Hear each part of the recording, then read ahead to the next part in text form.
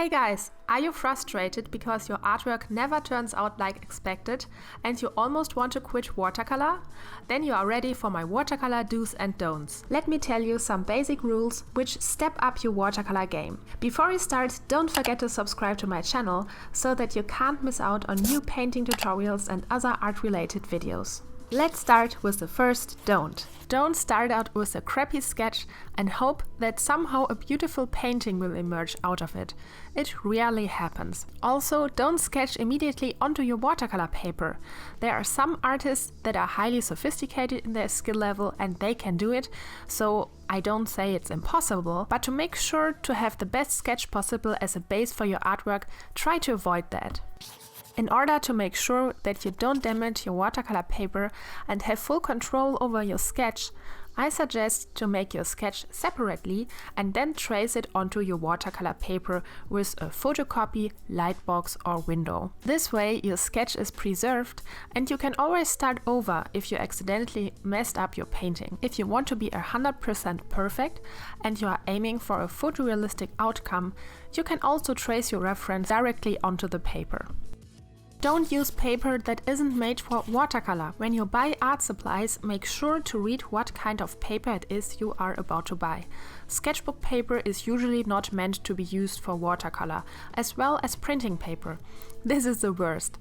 The paper will bend and buckle and the color will dry very ugly and grainy. In the worst case scenario, the watercolor will weaken the paper and you can accidentally tear it apart. If you don't have any watercolor paper at hand, you can try using a tiny bit of watercolor, maybe to make a sketch look a bit more colorful. Paper that isn't meant for watercolor can handle a bit of it, but certainly not a full watercolor painting. The best solution, of course, is to use proper watercolor paper. Watercolor paper is usually sold as hot and cold pressed paper in different thicknesses.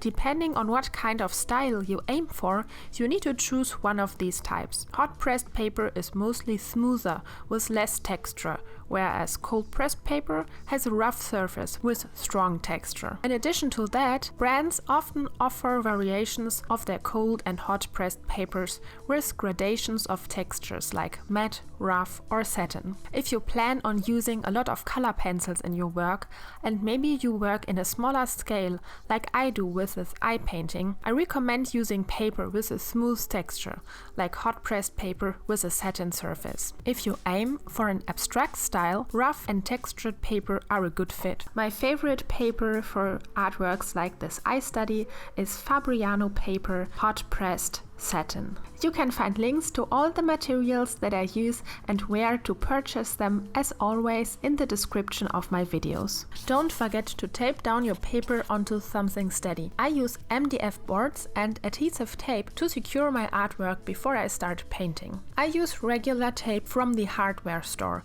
You don't necessarily need tape from the art supply store.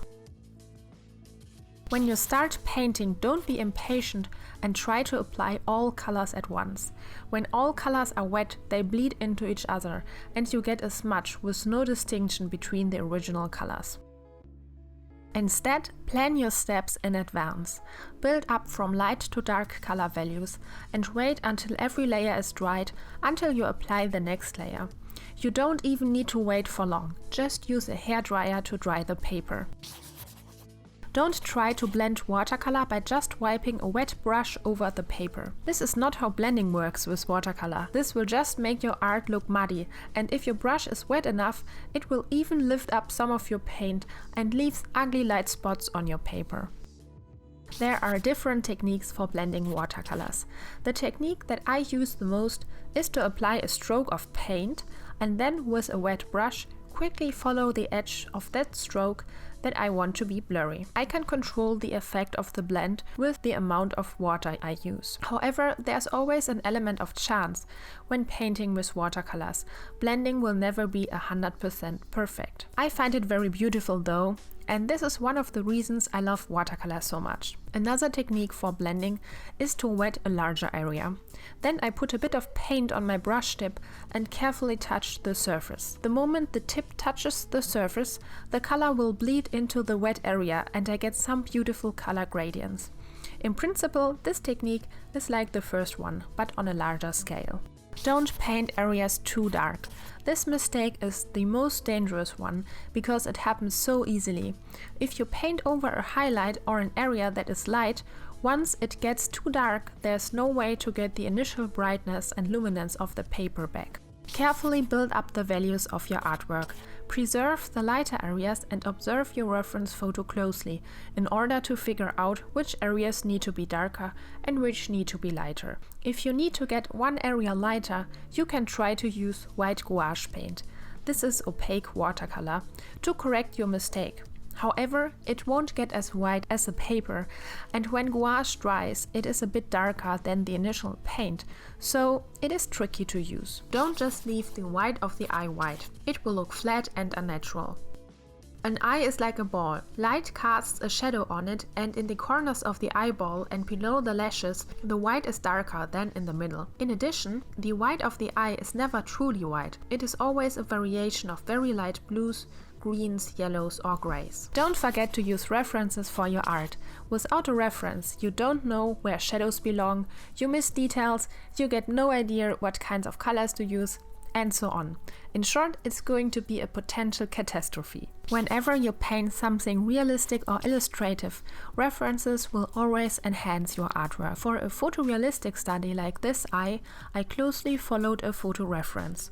For my more illustrative works, I use several different photos in order to create a sketch as a base for my artwork. And for the color palette, I seek inspiration from other artists and make color studies in advance as a reference before I start to paint. Don't paint lashes and eyebrows too early or into wet paint.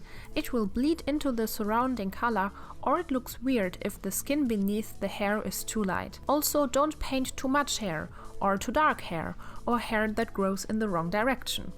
Observe your reference picture closely. Build up the color values until you can finally draw lashes or hair. There's always a shadow beneath every hair, especially when painting eyebrows. The skin below is normally way darker than the skin around it. Never use color pencils when the paper is still wet. Not only will the pigment not stick to the paper, the pressure of the pencil tip will damage the paper when it's still wet. In the worst case scenario, you can tear holes in your artwork and ruin it. Wait until your paper has completely dried before applying color pencils. In order to be sure, I touch the surface of the paper, and if I feel a tiny bit of moisture, I use the hairdryer until the paper is 100% dry. Of course, you don't need to use color pencils in your watercolor artworks.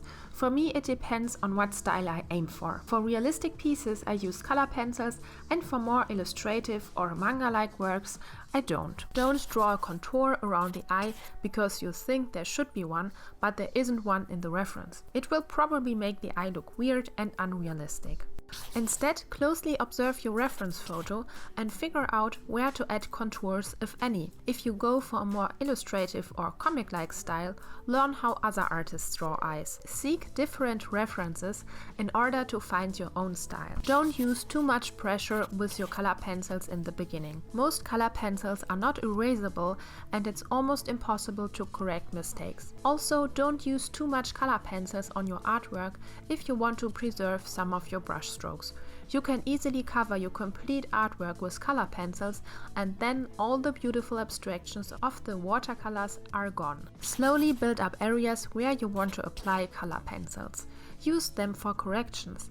If you still like to see the abstractions and the brush strokes of your watercolor, don't cover everything with color pencils. Use them sparingly and only when needed. For example, to correct the shape of the iris and to intensify some of the lashes. Don't apply colors directly from your paint box. They are way too strong and likely not the right color for your painting. Use a palette to mix your paint instead. I use a glass palette from a picture frame to mix the colors before I apply them on the paper. You can also use a paper to see how your paint looks before you apply it onto your watercolor paper. The best way to make sure to get the right color is to use the same kind of paper that you use for your artwork. If you follow these simple yet powerful rules, you should be able to see improvements in your own art quickly. If this video was too fast for you and you like to see the whole process from start to finish, join me on Patreon at the $5 reward tier. I've just released a brand new 1 hour and 30 minutes long real-time, fully narrated painting tutorial about how I painted this eye study. You get to download the reference picture and my artwork as a high-resolution scan, so that you are fully prepared to study it for yourself. And as a bonus just for you, I threw in 2 other eye painting tutorials as well. They are also fully narrated, real-time videos and each over 1 hour long. So if you're not sure how to paint eyes, I have you covered. In addition, the Patreon access allows you to watch all my tutorials, and I've created over 65 videos so far. And you can quickly access them on my website at lioba.info/tutorials. If you liked the video, hit the like button, leave a comment and subscribe to my channel. See you in the next one. Bye bye!